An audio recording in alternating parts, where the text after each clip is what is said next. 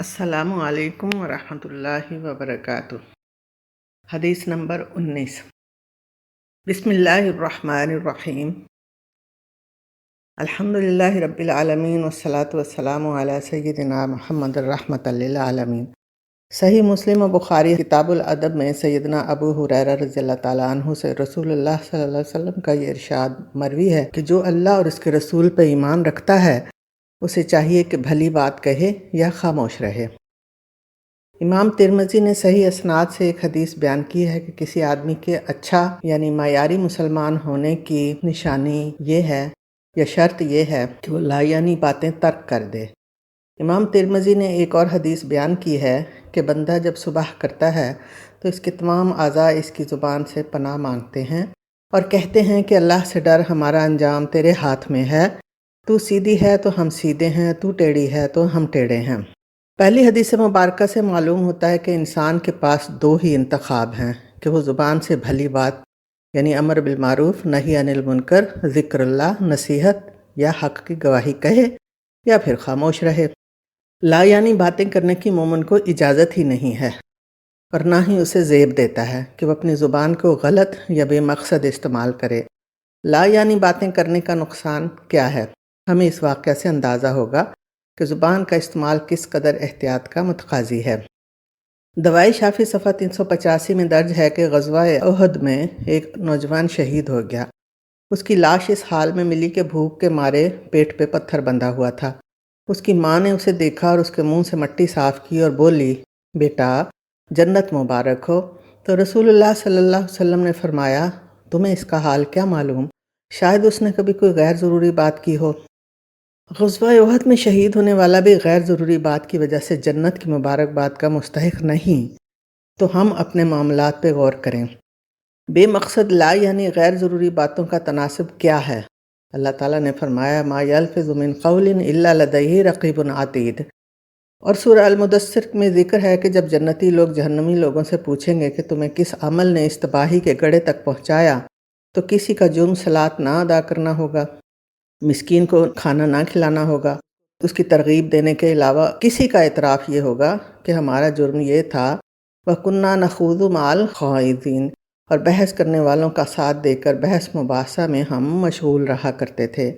اگر غور کیا جائے تو یہ بھی معلوم ہوتا ہے کہ زبان کا بے مقصد استعمال کرنے والا دیگر فرائض سے بھی محروم ہو جاتا ہے یا ان فرائض کو کما حقہ ادا نہیں کر سکتا یا کرنے کے باوجود اجر سے محروم ہو جاتا ہے۔ زبان کی حفاظت پہ اس قدر زور دیا گیا ہے کہ معلوم ہوتا ہے ساری برائیوں کی جڑ زبان کا بیجا، ضرورت سے زیادہ اور غلط استعمال ہے۔ زبان ہی انسان کا کردار بتاتی ہے، اس کی عزت و آبرو کا سارا سامان اسی زبان میں چھپا ہے۔ ترمذی کی ایک حدیث کے مطابق منہ اور شرمگاہ اکثر لوگوں کو جہنم میں لے جائے گی۔ اس طرح مزید فرمایا کہ تم زبان اور شرمگاہ کی حفاظت کی ضمانت دو تو میں تمہیں جنت کی ضمانت دیتا ہوں۔ گویا دونوں کے ساتھ انسان کی عزت، آبرو اور حرمت وابستہ ہے اور جہنم کا ہر رستہ زبان سے وابستہ ہے۔ زبان کے غلط استعمال سے انسان کو دونوں جہان کی رسوائی ملتی ہے۔ فساد فی الارض کی بنیاد یہی زبان ہے۔ ساری اخلاقی برائیاں اسی سے ظہور پذیر ہوتی ہیں۔ انسان کے لیے سب سے آسان کام زبان کا استعمال ہے۔ زبان سے جو بات نکل گئی وہ اپنی نہیں رہتی اور اس کے اثرات ضرور ہوتے ہیں، اور انسان کو آخرت سے پہلے دنیا میں بھی اس کا سامنا کرنا پڑتا ہے۔ کسی کے دل اور ضمیر کا حال معلوم کرنا ہو تو غصے میں اس کی زبان سے نکلے لفظ اس کا حال بتا دیں گے۔ یحییٰ بن معاذ فرماتے ہیں کہ قلب دیگچے کی طرح ہے اور زبان اس کا کفگیر ہے۔ مسند احمد بن حنبل کے مطابق رسول اللہ صلی اللہ علیہ وسلم نے فرمایا، جب تک بندے کا قلب درست نہ ہو اس کا ایمان درست نہیں ہو سکتا، اور جب تک اس کی زبان درست نہ ہو اس کا قلب درست نہیں ہو سکتا۔ اور تقویٰ کی آماجگاہ دل ہے اور دل کی درستگی زبان کے صحیح استعمال سے مشروط ہے۔ اصلاح قلب مطلوب ہو یا اصلاح معاشرہ، دنیا میں امن درکار ہو یا جنت کی تمنا، اسی زبان کی مرہون منت ہے۔ ہمیں زبان کے استعمال پہ محتاط ہونے کا علم تو ہے، مسئلہ اس علم پہ عمل کا ہے۔ پہلی بات جو ضروری ہے وہ یہ کہ اپنے رب سے گناہوں کی معافی طلب کی جائے، اپنی نیک نیتی کو سامنے رکھ کر اللہ سے استعانت طلب کی جائے، جب بھی ایاک نعبد و ایاک نستعین کہا جائے اور اہدنا الصراط المستقیم زبان سے ادا ہو تو اپنی زبان کے سیدھا رہنے کی نیت ہو۔ جب کسی سے ملاقات کرنے جائیں یا کسی بھی طریقہ سے بات چیت کرنی ہو تو اپنے ارادہ کو مستحکم کر لیں کہ صرف بھلی بات کرنی ہے۔ اپنے مخاطب کو بھی پہلے ہی اظہار کر دیا جائے کہ اگر میں کسی کا بے مقصد ذکر کروں یا بھلی بات نہ کروں تو مجھے ٹوک دے۔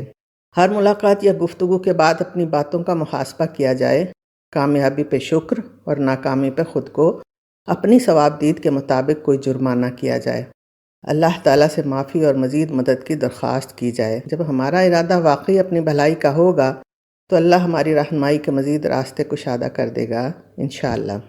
اے اللہ ہم پہ مہربانی فرما، جب تک ہمیں زندہ رکھے، اور ہم پہ یہ رحمت فرما کہ ہم ان باتوں اور کاموں میں نہ پڑیں جو بے مقصد اور لا یعنی ہوں، اور ہمیں زبان کے فتنوں سے محفوظ رکھے۔ آمین۔ دعا کی طلبگار آپ کی بہن بشریٰ تسنیم۔ السلام علیکم ورحمۃ اللہ وبرکاتہ۔